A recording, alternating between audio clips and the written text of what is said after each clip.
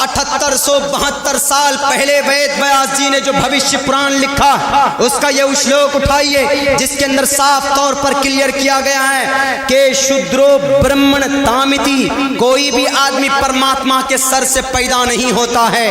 پیدا ہر انسان ایک سمان برابر پیدا ہوتا ہے ان دا ورلڈ، دنیا کے اندر. کوئی پیدائشی اعتبار سے بڑا نہیں ہوتا کہ یہ پیدائش ایشور اس کو بڑا بنا کر بھیج رہا ہے کہ یہی پی ایم بنے گا، یہی سی ایم بنے گا، یہی مکھیا میں ایم ایل اے اور ایم پی یہی بنے گا. نہیں، بلکہ کوئی بھی آدمی اپنے کرم سے، اپنے عمل سے بڑا ہوتا ہے، اپنے کام سے بڑا ہوتا ہے. ایگزامپل دیتا ہوں آپ کو اس منتر کا ادھارن.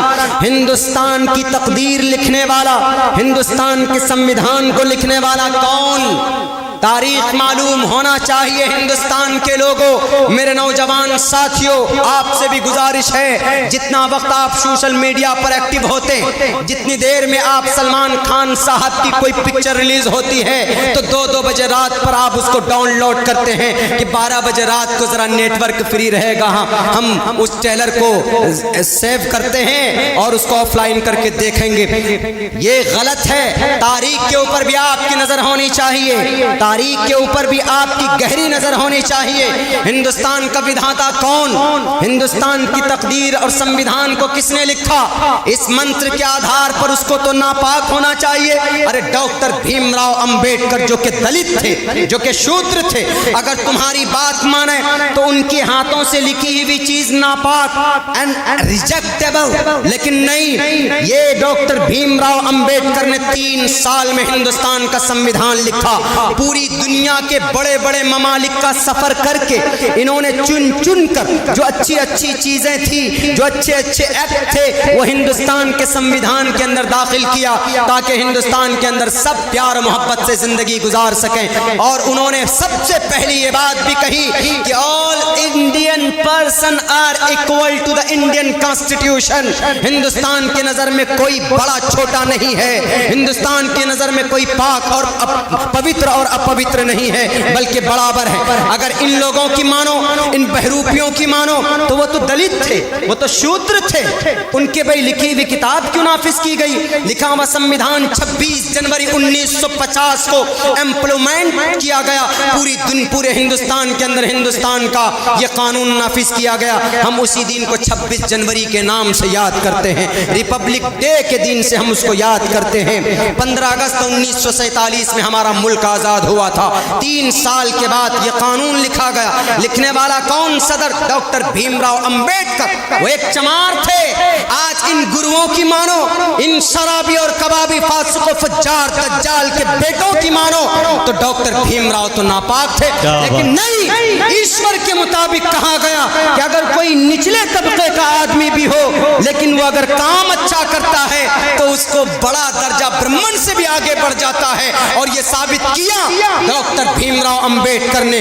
پوری دنیا کے اندر ادب سے نام لیا جاتا ہے. کیوں؟ کیونکہ آدمی بھلے ہی چھوٹے فیملی سے بلونگ کرتا تھا لیکن کام اتنا اچھا کر گیا. ہندوستان کے پوری اس تقریباً جتنے بھی لوگ ہیں ان کو ایک اتنا خوبصورت نظام دے کر کے گئے. پوری دنیا کے اندر ان کا ریسپیکٹ اور ان کی عزت کی جاتی ہے.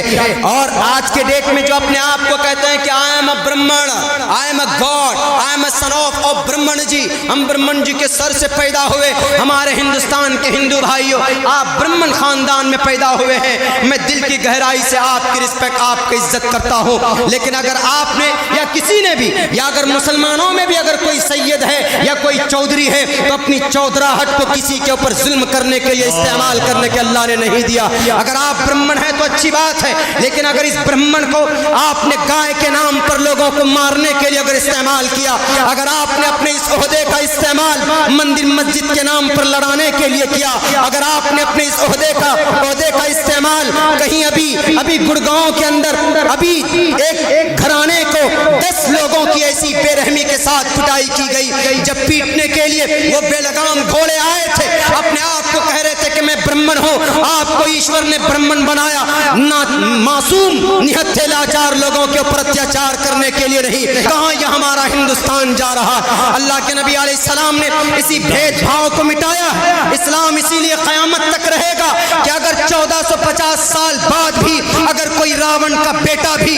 अगर धर्म के नाम पर बांटने की कोशिश करे या अगर ब्राह्मण और शूद्र के नाम पर किसी को पवित्र अपवित्र कहने का प्रचार करे, तो मोहम्मद रसूलुल्लाह ने कहा था, इस्लाम ने कहा था कि अल्लाह की नजर में कोई जात की अहमियत नहीं है, बिरादरी की अहमियत नहीं है, बल्कि वहां पर कर्म को देखा जाता है, वहां पर अमल को देखा जाता है।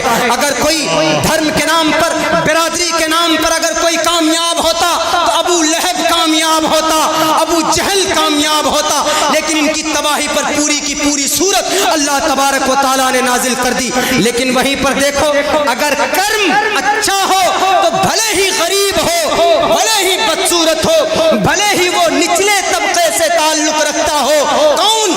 बिलाल हबशी रजी अल्लाह तआला अन्हु गरीब थे, गुलाम थे, लाचार थे, बेबस थे, 3 मर्तबा गुलाम हो चुके थे।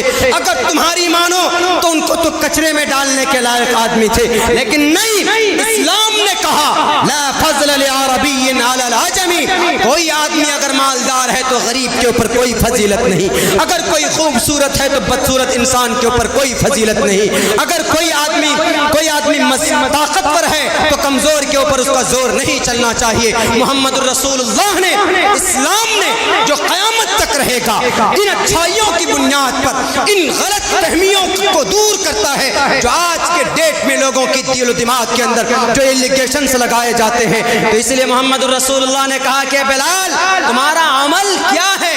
अरे बताओ तो सही, तुम चलते हो मक्का की गलियों में, तेरी चलने की आहट सुनाई देती है जन्नतुल फिरदौस में।